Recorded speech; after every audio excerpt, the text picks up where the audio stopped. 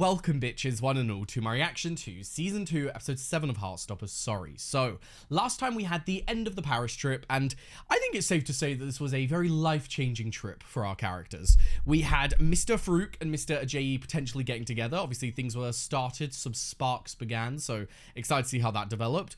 We have Elle and Tao actually together now. They're in a very good place, so again, excited to see how that goes. On a more negative note, we did have some issues with Tara and Darcy. It's more so Darcy, because Tara is very open. She's very communicative. She's doing incredible for a girl of her age to be able to be this communicative in a relationship. Like, go the fuck off, hun. But Darcy needs to work on it and get there.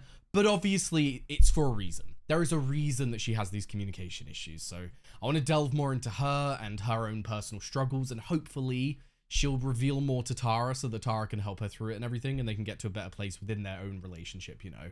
And then finally, obviously, Charlie and Nick have come to a moment in time where they are more out than they have ever been. So going back to, well, they're not going back to school, are they? Because I'm pretty sure we're still in the holidays right now, aren't we? Are we in the summer holidays? Yeah, because they finished their GCSEs. So we're in the summer holidays right now. So I don't think we're going to be going back to school until potentially Season 3. But I'm still very excited to see how going back home and being around the area that they've grown up in, so obviously they'll be around the same friendship groups again and all that. I wonder how that's going to impact Nick and Charlie as a whole. More specifically towards Nick's friendship group, you know, his like ex-rugby friendship group, you know, see how everything is handled on that front. But yes, anyway, I'm done rambling. Very excited to get into it. For those of you who are not on Patreon, I've been very ill. I've been ill for about 4 days now, and I've been getting pissed off that I haven't been able to watch Heartstopper, but we are finally here. And so with that said, let's jump back in to the world of Heartstopper. I was crying at a party, which is I love that immediate stop. You know Granny would have a heart attack if she knew I was letting your girlfriend sleep over. Granny would have a heart attack if she knew I was a lesbian. That may be true, but it's about the principle. No sleepovers tonight. Oh, bless them. Oh, he is such a sweetie pie. Interesting. Good that Nick is taking note. Hopefully he can be a positive influence on Charlie and try and like help him through it, you know. No. No. Simple. Oh, she's got it. I do not like those socks. Yeah. Anything I should know about? Ah, I love her. Me and Elle decided to get together. Hey. His mum is the sweetest angel ever. We haven't talked about actually being boyfriend and girlfriend. Okay, right, sorry to pause in this, but that was that was a point that we had an issue with at the end of the last episode, was that like I was so caught up with everything that I didn't actually confirm within myself whether they had had that discussion. And so now we've got confirmation. Okay, they haven't actually said that they're boyfriend and girlfriend, but they are together. So they're in that like awkward stage of like things are happening, but we don't really have the confirmation yet, you know. Hopefully that will happen soon, but obviously for some people it takes longer than others. But for them, I think it's safe to say that they could just say they're boyfriend and girlfriend after one more date. Like, they're young. They're obviously, I don't want to say in love, I don't want to push it too much, but they obviously have some strong feelings there between each other. So I'm excited to see that go. But yeah, fucking Tao's mum, MVP of the season so far, in my opinion. And the fact we're on episode 7, she might just ride it all the way through. Dad called. He's coming for dinner next week. Dad's coming to visit. Sick. Oh yeah. Could we invite Charlie over? That's a lovely idea. Ooh. You're joking. Piss off, David. How come Nick gets to invite someone and I don't? Do you have a girlfriend you'd like to invite, David? Fucking mic drop, leave the room. That was incredible. We've been invited to Nick's for a dinner party. Wow, Mum will love that. Oh god. Tori. She's not exactly Nick's biggest fan, is she? Well, maybe this will help her see how great he is. I think it's silly for, like, obviously we haven't got the mum's inner thoughts, so we haven't actually discussed it yet, but I guess we'll have to see based on this dinner and all that. But it's silly to get down on Nick, and to get down on Nick for taking up Charlie's time and all that, you know, like, it's young love, it is what it is, they're gonna get distracted and all of that.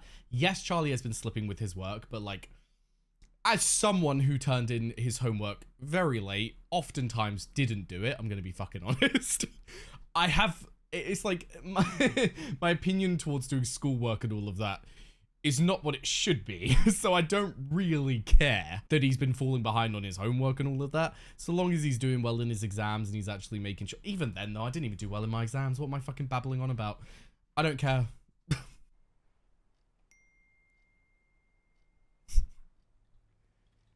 Just because he's read your message does not mean you're entitled to a reply, Ben.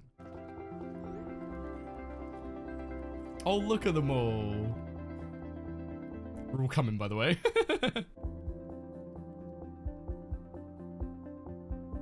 Tao.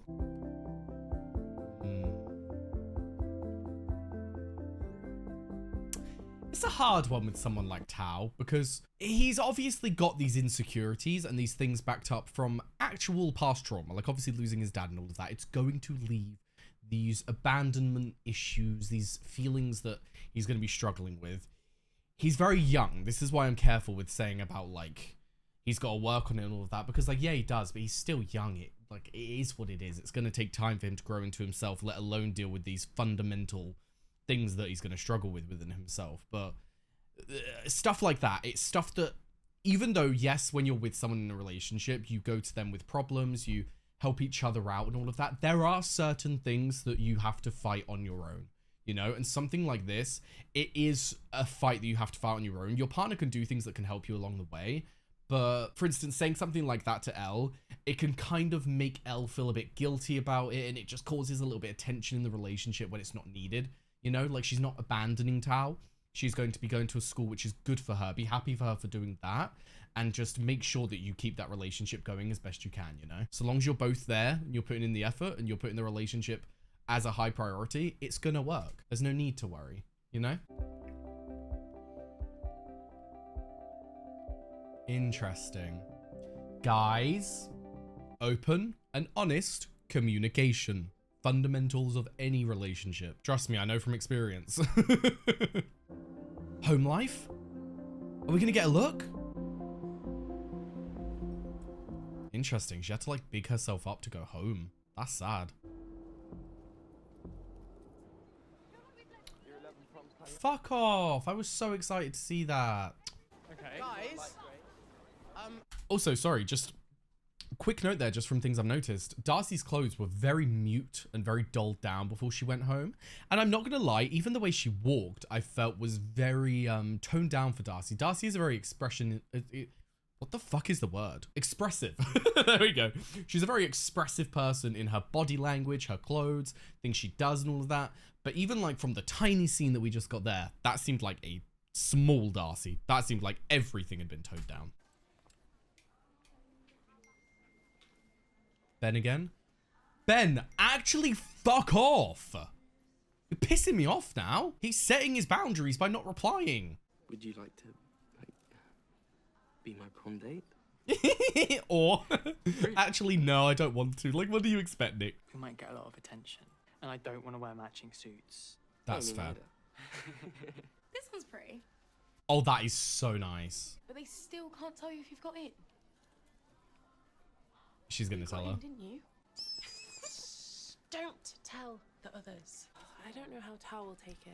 Yeah, that's the other problem. Because she knows Tao so well, it's like, I don't know if I can afford it. I haven't got much left after Paris. It's fine. I'm not Aww. Oh, what cuties. Oh, I love you all so much.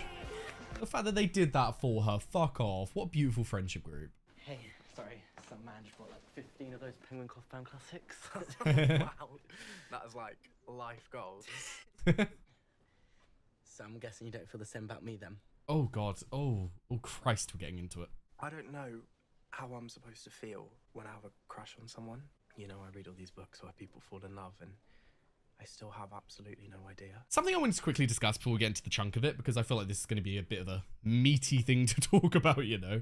But an interesting point is that, like, if I was in James's shoes at his age, sitting next to this guy and he was telling me this, my brain would not go to the ace spectrum route. My brain would go to the, he just hasn't found the person to make him feel that way yet, you know? Like, in a society where, like, romance and sexuality are spoken about quite a lot, and it's, like, a key part of the majority of people's lives, it's one of those things where, because it's, like, the common thing, it's easy to get caught up in it. It's easy to forget that these other people exist. These people on different wavelengths than you. These people who think differently than you. These people who have feelings different than you have feelings, if you get what I mean. In the same way that, like, for instance, earlier when Darcy said, oh, they're going to kiss for the first time and all of that.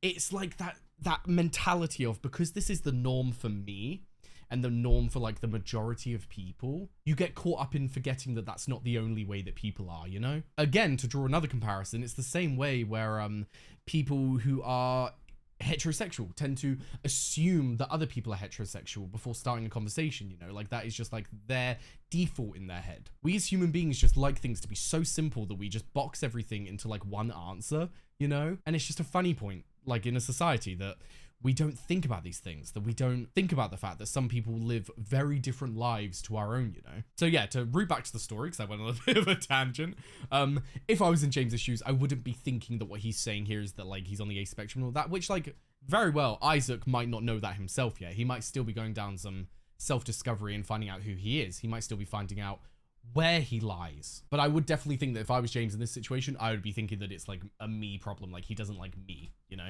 I think there might be something wrong with me. Absolutely not. Shush. There's nothing wrong with you. You probably just haven't found the right person yet. Yep. Yeah. Thought that'd be the route you'd go down.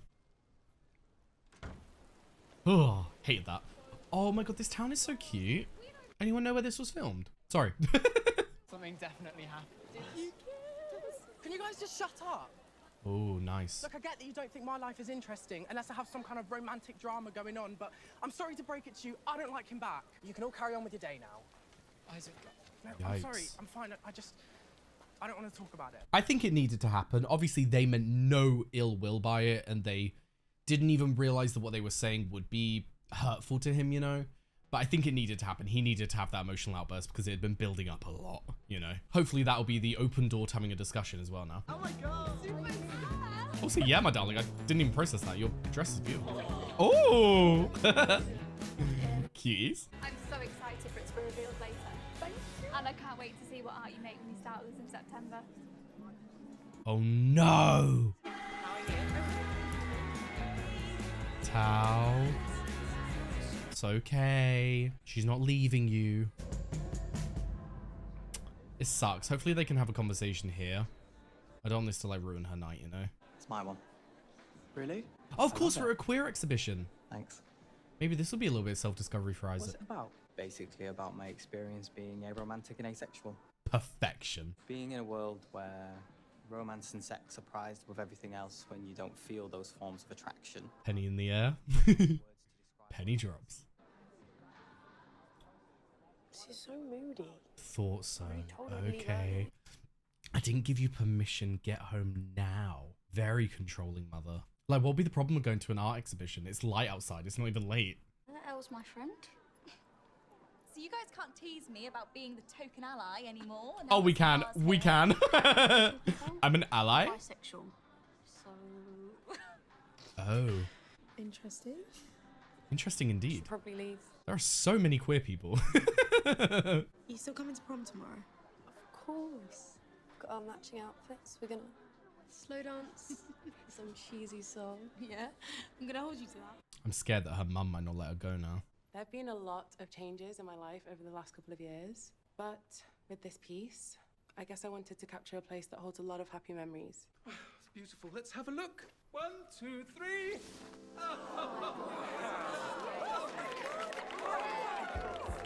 Ah, the art room. Oh, bless.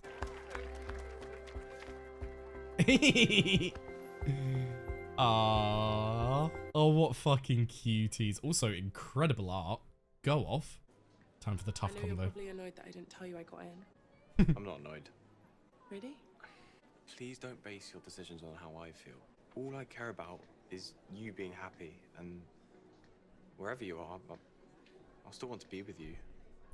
Like, just to be clear, like, if you're in a relationship and all of that, and these big life choices and all that, they are yours to make. Obviously, if you're in, like, a long-standing relationship and all that, you're going to take your partner's feelings into account and all that. But at the end of the day, big life choices, you only ever get one life. It's your life to live. If you feel like you are going to regret not making this decision because you think it might make your partner unhappy, like, Obviously, there are limits if the decision is to cheat on them. Don't do that.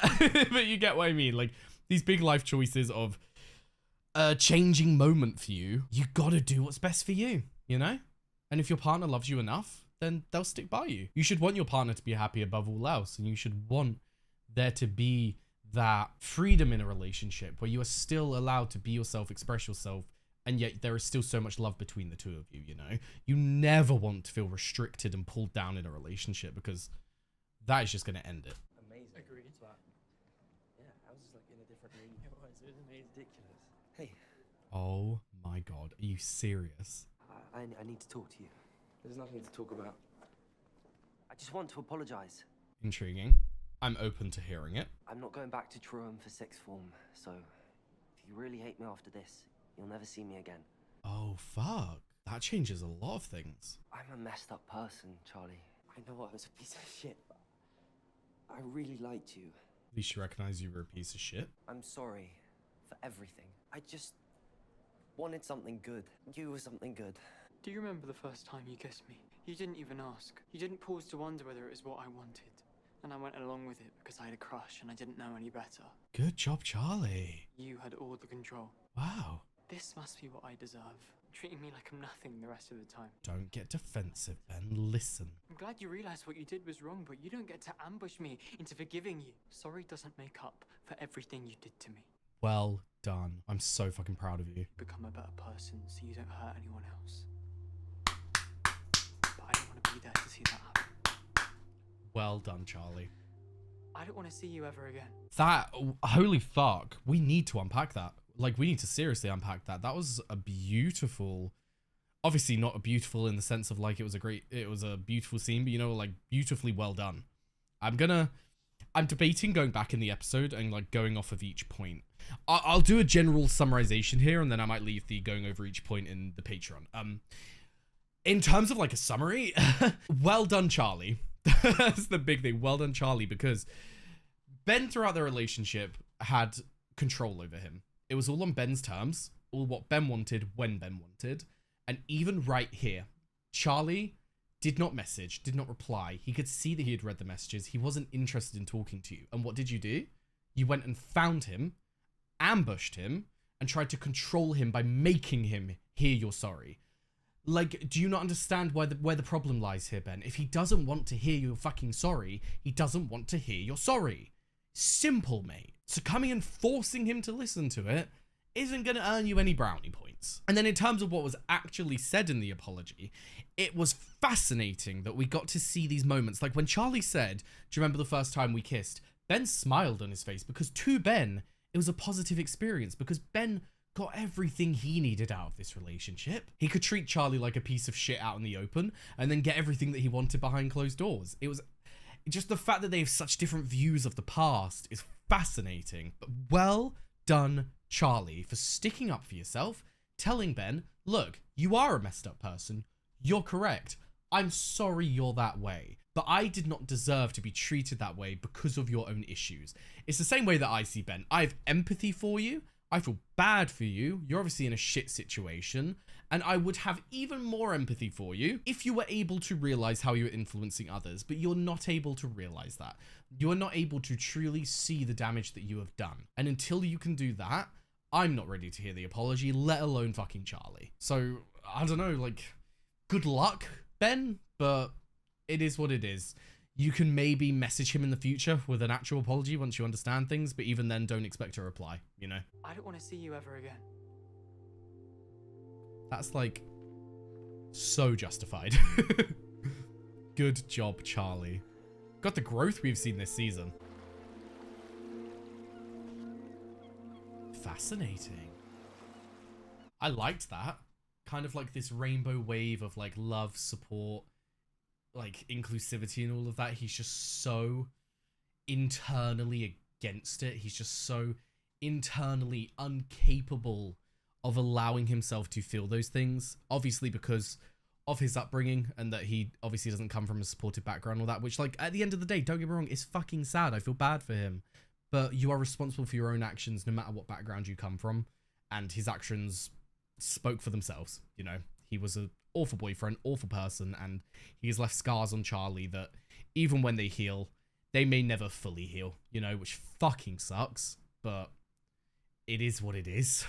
The damage has been done, you know, you just need to fucking stay away from Charlie. But yeah, I love that imagery that it was kind of like the rainbow wave almost got there, but he just can't do it. He just can't bring himself to accept himself.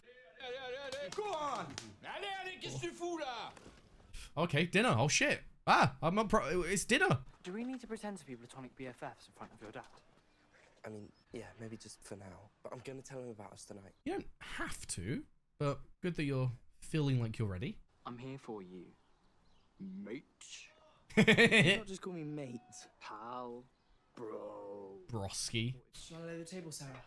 Oh, you are a good boy. Shall I lay the table, Sarah? Charlie, you're such a fucking angel. He doesn't have to know, sweetheart. He's got no right to know. You don't owe him a thing. Nice. Good job, my darling. I'm not doing it for him, I'm doing it for me. I love her. Such a good mum. Do you visit often, Stefan? As much as I can. My So, job is... very little. Dad, has Nick told you how he met Charlie? No, he hasn't. David, you're so annoying. We got sat together in school and then Charlie joined the rugby team. You play rugby, Charlie? I'm not very good. And Nick was obsessed with getting Charlie to join. Wonder why. David, you're such a fucking like... it's like...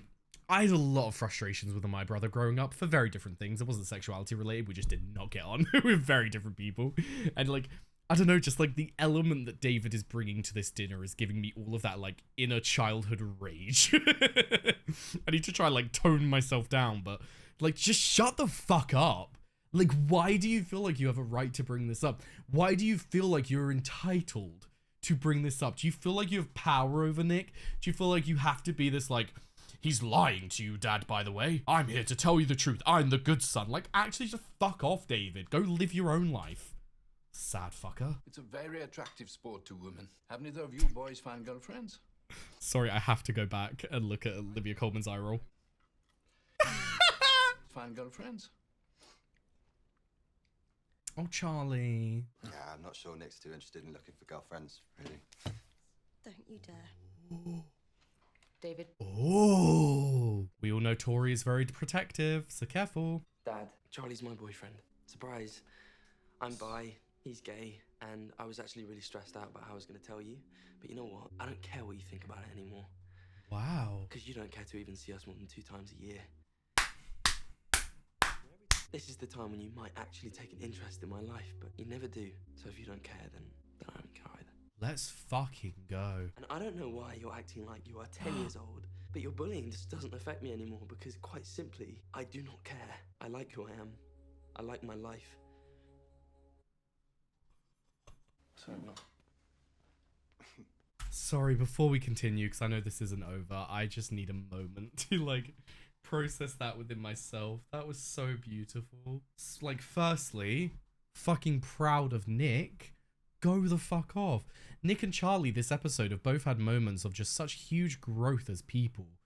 And the fact that they're still so young, you know, absolutely phenomenal. But in terms of the things that he said, I mean, it's the things that I've been saying and the things that I assume you have all been saying as well and echoing throughout this season of his dad is not owed anything. He does not owe his dad a single fucking thing. His dad does not care enough about Nick's life to ask about it. His dad doesn't care about Nick's life to fucking visit, to spend time with his child. End of the day, those are the bare minimum, mate. So the fact that Nick has been stressed so much, and the fact that, one, his dad hasn't picked up on the fact that Nick has been stressed. I think any parent would have picked up that their child has something going on that they want to tell them and all that.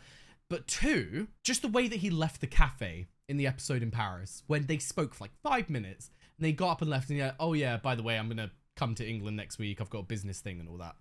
It's just so fucking infuriating, you know? So good job, Nick. Good job recognizing. Also, the look that Nick's mum gave him while he was having that speech and he said, I'm happy with my life, I'm happy with who I am, warmed my fucking heart. Now, I'm going to go back and I'm going to listen to it again, to be honest, because I need to. But if you don't want to do this, then skip ahead. Just gonna let him speak to us like that. Oh, David, be quiet. We've heard quite enough from you, thank It's you. Nick that's making a scene. Always causing a fuss. Fuck off. You have not grown up into the man I had hoped you would be, David. As if you have any right to say that. You barely see your children. You haven't done that right, you haven't been a parent. Yes! I actually think I am. Didn't mean for it to happen that way, but felt good to say it. Hell yeah. Because it needed to be fucking said. God, you got a 3-year-old as a brother and, I don't know, a fucking idiot as a dad. Well, that went well. Sorry. Well, I'm pleased you said what you said, especially to your dad. You needed to hear it. Yep. He's not a very good dad, is he? Terrible. No, he's not. It's like laughing through the pain, you know? Care. Oh my boy, it's nothing to do I with wish you. I understood, but I don't. I think it's a very sad way to exist. It is a very sad way to exist. Fucking hell. Don't give a shit about your own kid. Like what? Person that you brought into the world that you were meant to raise? Nick, I'm sorry. I want to be better. So then, don't just say it. Got to head into London before it gets too late. Call me when you get back to Edinburgh, huh? Glasgow. See, David, he doesn't care about you either. I need to touch on this for a second because this is a very important thing and something that I've been thinking about David and Nick for a while now, is that the way that I see trauma, and more specifically when we get into like this kind of trauma of like two people who have been through the same thing but come out different ways, I've always seen it as there are two different groups of people. Probably not accurate, it's just my own little like headcanon of life of like how people process trauma and all of that, is that there are the group of people who, when they are traumatized, when they are hurt, when they have dealt with pain, they don't want other people to go through that, so they become the opposite. They give what they have not received. They give love, they give acceptance, they give all of these positive emotions out because they don't want people to go through what they have been through, and they want everyone around them to feel good, you know? But then on the flip side, you have the other group of people who, when they go through that pain, when they go through that trauma, they internalize, don't know how to deal with it, and dish it back out. They then become the problem, you know?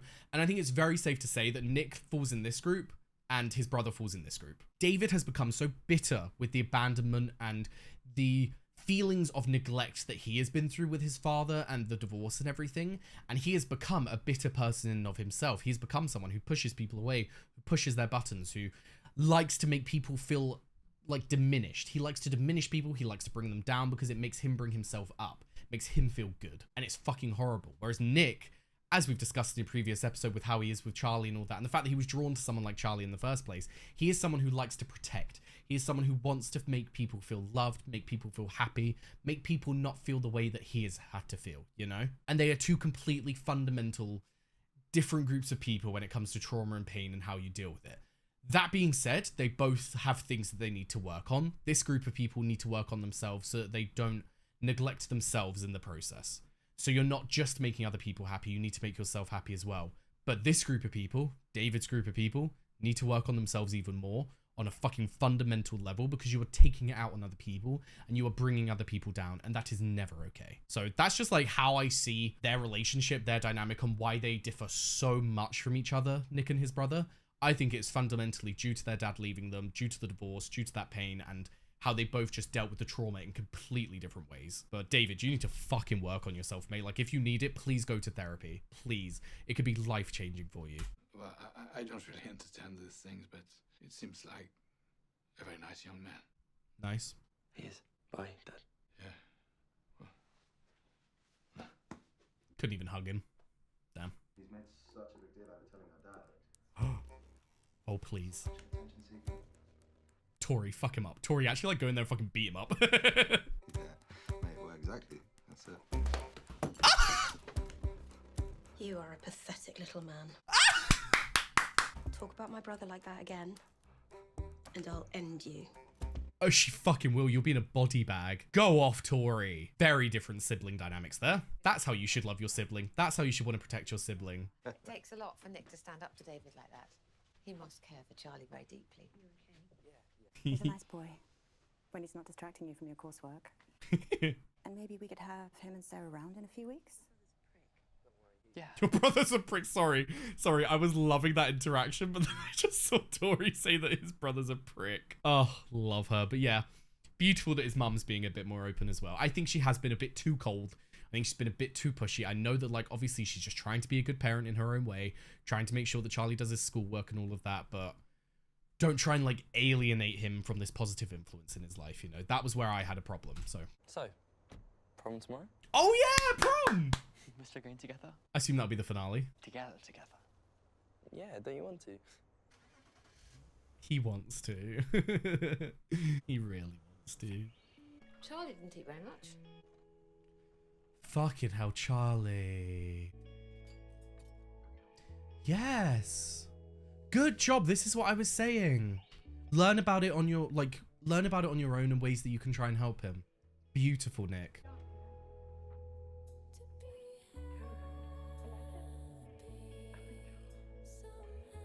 She's gonna make fun of her, isn't she? Oh, my darling. Sweetheart. I don't even have any words for that. I'm dumbstruck. Yeah, I don't know what to... Fucking hell. What a way to end an episode. This is why season 2, in my opinion, has been so much better than season 1. Like, season 1 was incredible, don't get me wrong, but the things that they've explored in season 2, fucking hell. Let's unpack that for a second. So obviously, relationship with her mother isn't good, and not through her fault. It seems like her mother is a, and I mean this in the best way, a cunt. Let's just be fucking real. To come in and yell at your child like that, don't think that's okay in any regard, especially when it seems like it's related to her just living her life being herself, you know? Like, I don't understand that. But yeah, in terms of what we saw at the end there, so obviously she just left grabbing her bag and all that. I don't know if this is a, like, proper I'm leaving, fuck you kind of vibe of, like, her actually, like, quote unquote running away. But even if this is just her leaving for the night, please go to Tara's. Please go somewhere safe. Maybe a friend, go to, like, L's or something. Like, go somewhere safe. Please do not, like, sleep on the street or something, you know? I assume she would go to Tara's, but just, oh, it just scares me, you know? But yeah, now getting into the episode itself feels weird to get into the rest of the episode after that, but fucking hell, I've been asking for it, and we finally got some look into Tara's home life. Not Tara, Darcy's home life, and bless her heart. But yeah, so the rest of the episode, let's work our way back. So obviously, I've discussed a lot into the Ben stuff, so I won't really touch on that much, just that obviously he's going to be gone now. I don't think we'll see him in the finale. Actually, it's the prom, it's the school prom, so we probably will, but I don't want to see him there. But even if we do, I think it'll be the last time that we see him, because going into season 3, I feel like I have no knowledge of season 3, but I feel like it'll be weird to go into the summer holidays. I feel like we're going to have the holidays. They're going to have this, like, nice time together and all that. Maybe they might do, like, a montage or something like they usually do. And then we're going to start the new school year, you know? So I think it's safe to say that this might be the end of Ben. We probably will not be seeing Ben in season 3, which is sad, but it's, like, it's sad for the actor, because I love the actor. But as I've been saying, Ben is irredeemable in my eyes, and definitely in Charlie's eyes. Like, Charlie cannot forgive him for what he has done. Even if he ends up forgiving him, he doesn't want him to be in his life. You know, he needs him out. So I'm very happy for Charlie that Ben would now be gone, you know? Obviously sucks that we won't get the actor, but the character was just too much. He added too much negativity. He needed to go. But yeah, in terms of how Charlie handled it, fucking impeccable. Ben did not deserve Charlie's forgiveness in that moment, and I'm glad he didn't get it. Now, moving on from there, obviously we have the whole dinner scene. So, again, discussed it a lot, but at the end of the day, Nick said it better than anyone else. His dad has not put the time and effort into getting to know his child enough to even warrant an opinion. Even though his opinion wasn't negative, yes, he said that he doesn't quite understand it, but he wasn't overly like, I don't like that you're bi, I don't like that you have a boyfriend, all that. You know, he wasn't overly negative, but like, even if he was, he does not fucking deserve to have an opinion on it, because he doesn't even fucking care about his child enough to come and see him. The fact that he's telling his dad that you don't care enough to come and see me, with the only reason that he's come to see them to have this dinner was because he had a business meeting in England, because he had to come to England for business. He did not come to see them. He did not take time out of his life to come and see them. No, that is just, oh, that's asking too much. I mean, you can come and see me if you want, but I'm not going to come all the way over to England, you know? Just fucking ridiculous. Especially as the parent. Especially when Nick is underage and what, you expect him to like fucking fly over to Paris, get the Eurotunnel and everything, like to just go and see you? Maybe you should put in the effort as a working adult. Just frustrating me. I'm sorry. I could moan about Nick's dad all day because he just pisses me off, that whole dynamic. But speaking of pissing me off as well, David, absolutely horrendous brother. Horrendous towards Nick, and especially Charlie as well. That whole relationship. Why he has such an issue with it, I don't know. Why that is such a core problem for him. Why Nick being happy makes David feel so threatened and so upset, like Brusky. Are you okay? Do you need a hug? Do you need something? Do you need love? Like, what's going on here, David? Because you've obviously got some pretty deep running problems. It's just fucking, it's so funny. He defends his dad so much when his dad gives him as much attention as he gives Nick. Didn't even bloody remember the city that he was going to for uni. That's like bare basic knowledge. Just a terrible father and a terrible brother all round. But yeah, in terms of like the more positives of the episode, obviously Nick finally came out to his dad, finally had that release within him so that all of his main family members now know, and it's like all the core people within his life are now aware, and so he can actually feel like that weight is gone. Yes, there's still the social aspect of the school and people's opinions, but at the end of the day, the main people in his life who he would actually care about's opinions, he's told them it's over. Like, it's all good now. So I'm really proud of Nick. I'm really proud of him for taking that step, and going to prom together is going to be huge for them. So I'm very excited to see that next episode. Now, before we end off, I do have to say for patrons, very quick, I'm sorry, I'm not going to be able to do question time right now. I'm still recovering from being ill, and if I'm being completely honest with you, I'm feeling very fucking drained right now. And I just read through all the questions, and there are some fantastic points that I want to talk about. I just don't think I'll be able to do them justice right now, because genuinely my eyes just want to shut. So I think I'm going to end it here in a second, and then I'm going to get it edited, get it up so you can have the reaction, and then either tomorrow I'm going to sit down and just record my answers to the questions and all of that and get that up attached to the post, and then let you know that I've like edited the post and all of that so you can go back and look at the questions. But let me know down below what you would prefer. If you would prefer that, or I include it in the intro to episode 8. If you'd rather just leave it till then and have it be part of like the big episode 8 reaction, then we can do that, or I can fully just do it tomorrow. Just let me know down below what you would prefer. But I'm sorry I can't do it this time. I really want to give those questions the time that they deserve, and I know that right now I will not be able to use my brain enough to be able to do that, you know? But yes, anyway, with that said, this has been an absolutely fantastic episode. We covered points that I've been wanting to cover for the entire season. We got to see Nick stand up to his brother and his dad simultaneously while also embarrassing them. Go the fuck off. We got to see Charlie have this final moment with Ben where he didn't let Ben have this final win over him. He didn't let Ben have this moment of Ben feeling like he needed this apology to get out. He needed Charlie to forgive him so he could move on and feel good in his life. But no, he hasn't done anything to deserve that apology. So good job, Charlie, for turning that down and basically being like, no, I don't accept it. Because Ben really needs to realize the damage that he has done and how a simple little sorry isn't going to do it justice, you know? So yeah, overall, absolutely fantastic episode, and especially with the things that happened at the end with Darcy, I'm very excited to see how episode 8 goes overall, and with the prom as well. Oh, I just can't wait. But yes, with that said, thank you very much for watching. I've left a link down below to my Patreon. We're able to find the early and uncut reactions to Heartstopper and all the other shows that I do. Also left a link to my Twitch, my Discord, and my socials, so be sure to follow them if you are interested. And yes, thank you very much for watching, and I hope to see you next time. Bye-bye.